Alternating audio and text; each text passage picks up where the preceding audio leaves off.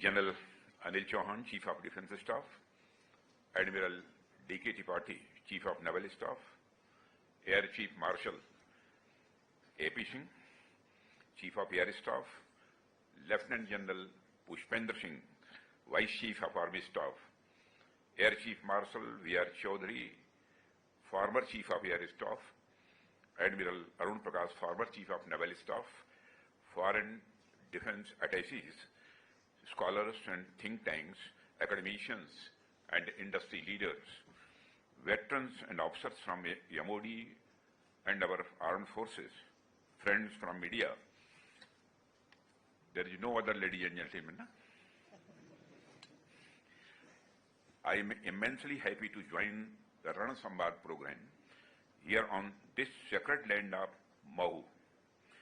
This is the very land that gave birth to Dr. B.R. Ambedkar, a towering intellectual of our country, and at the same time honored the Indian Army with a glorious tradition of scholar warriors, a tradition that makes the entire nation proud. Friends, the very title of the program, Ran Sambad, strikes me as quite interesting.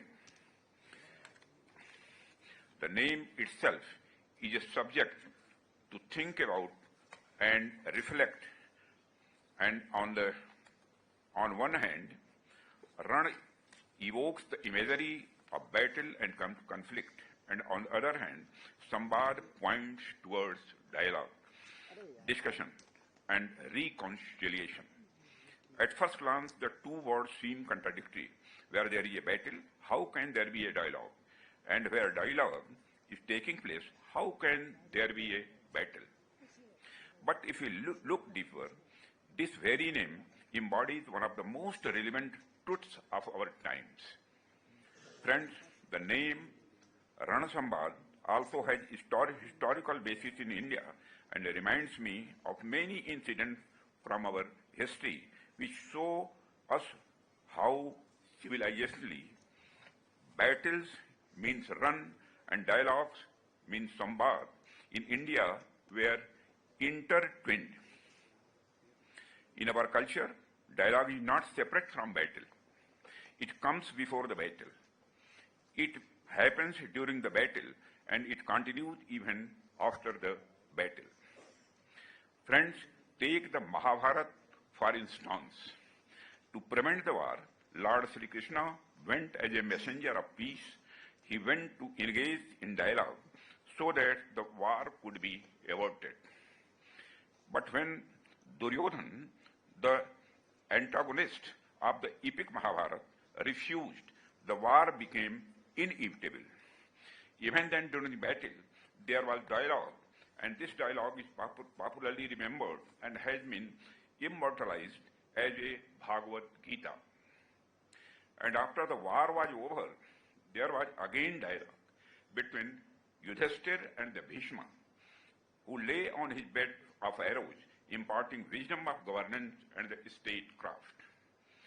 This unique blending of battle and dialogue is something that can only be found in ancient culture such as India.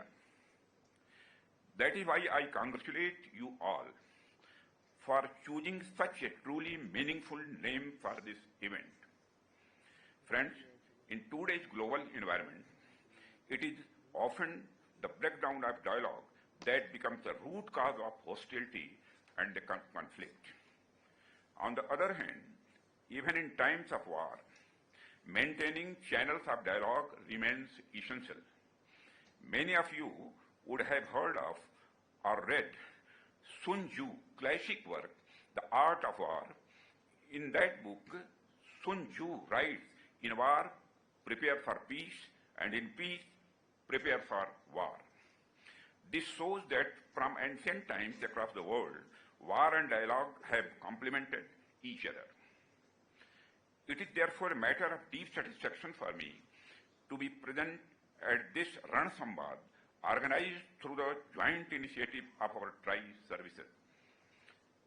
I am told this is the very first edition of the program, and for that I extend my heartfelt congratulations to the Chief of Defence Staff and all the three services chiefs and Lieutenant General Shahi, along with my best wishes for the future. Friends, when it comes to dialogue, our Indian philosophical thought accords dialogues a very high place.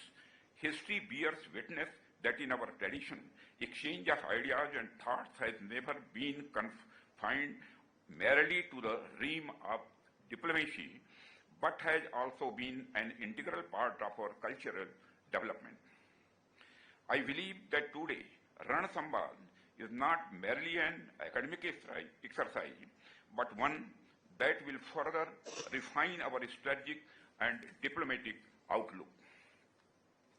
The thoughts and the conclusions emerging from this dialogue will not only strengthen our defense strategy, but also make a long-term contribution to the nation's overall security architecture and its path of development.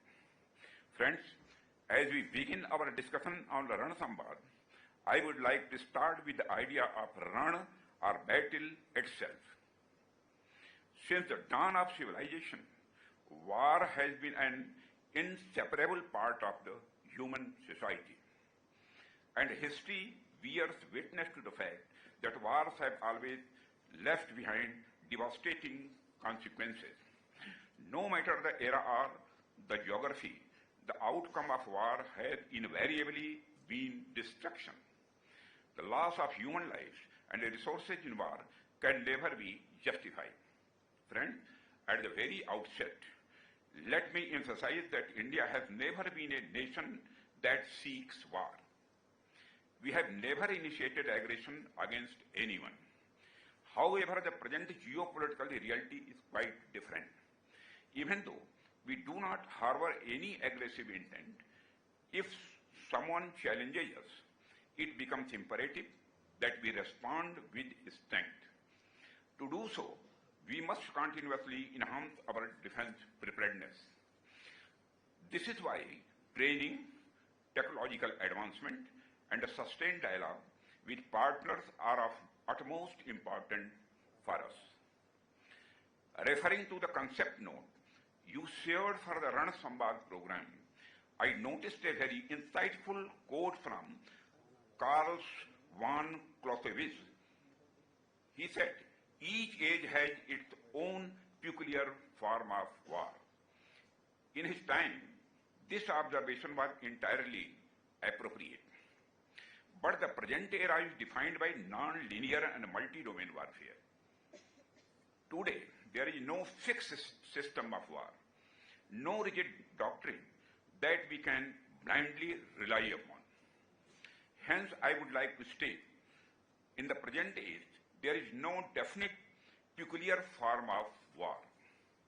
Friends, if we, for instance, consider the age of colonialism, when naval power was the foremost symbol of strength across the world, nations with formidable and well-equipped navies not only dominated sea trade routes, but also extended their influence over distant lands. The British Empire is the most striking example of this. During that era, Alfred Thayer, sea power theory, gained prominence wherein he declared, "Who rules the sea rules the world." However, the times changed, and by the mid-20th century, the two world wars shifted the center of power towards the skies. Air forces of nations across the world transformed the very nature of warfare. Battles were no longer confined to land or sea. Instead, air superiority became the decisive factor. The Battle of Britain stands out as a remarkable example where the Royal Air Force Spitfires and Hurricanes halted Germany offensive in the air itself. Since the 1950s, the importance of air power has continued to grow significantly.